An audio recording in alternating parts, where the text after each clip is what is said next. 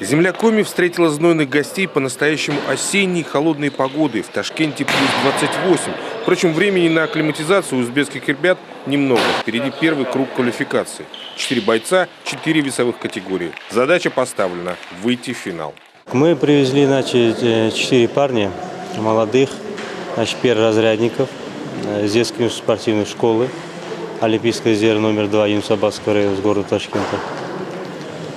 Мы постараемся у вас выполнить, говорят, кандидат в мастера спорта за первое место стоит.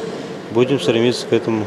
Звание КМС, кандидат в мастера спорта, мотивация более чем серьезная. Парни из Ташкента улыбаются мало и выглядят предельно сосредоточенными. Интенсивную и энергозатратную тренировку воспринимают как должное, чтобы ни у кого не оставалось сомнений. Эти ребята привыкли, что называется, пахать в ринге.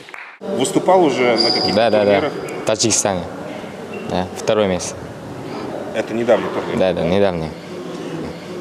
С какими мыслями приехали сюда? Вас 4. Думаете ли о победе или же главное поучаствовать, опыта набраться? Да, мы победим. Отборочные матчи днем 27-го, официальное открытие турнира в 16 часов. Место проведения – Центр единоборств на улице Савина. Наши ребята готовы и рвутся в бой. Международный статус турнира обязывает. Максим Васильев, Василий Янин, телеканал Юрган, Сыктывкар.